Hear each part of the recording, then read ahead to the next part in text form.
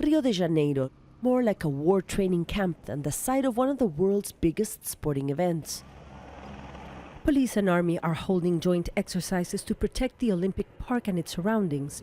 On Thursday, the government announced police have disrupted a plot by alleged ISIL sympathizers. Today has culminated in the first suspected plan for a terrorist attack in Brazil. 10 individuals were arrested, and it is very important to point out that, as was shown in our tracking, they went on from making simple comments about Islamic State to engaging in preparatory acts. Teams are arriving in Sao Paulo, the largest city in Brazil, to train ahead of the Games. South African canoeing bronze and silver medalist BRIDGITTE HARTLEY says she's not concerned about the security.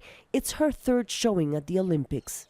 I've been to 2 already, and the security in Beijing and London is just as strict. There's always rumors and stories going on that people are always going to have terrorist attacks at the Olympics because it's one of the biggest sporting spectacles that comes around every 4 years. And while the government is increasing operations, security is not what concerns most Brazilians.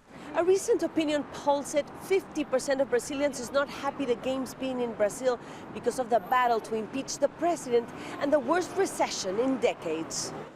The poll also said the Games will bring more bad than good to the country. I think the money spent on the Games could have been spent on education and health. The public and private partnership funding the Games is spending more than $4.1 billion. But for athletes like 34-year-old EDSON Silva, who's Brazil's top canoeing competitor, this view is frustrating. I feel disappointed, but on the other hand, it's very important to have the Olympic Games here. The Brazilian people will be able to stop and breathe.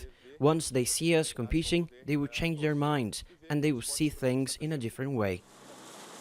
Fernando Rufino is training for the Paralympics in September. He too says it makes him sad that there are people unhappy with Brazil hosting the Games.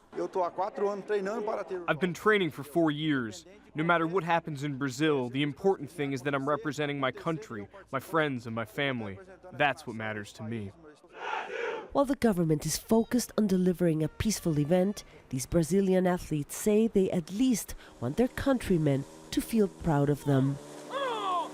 Mariana Sanchez, Al Jazeera, Sao Paulo, Brazil.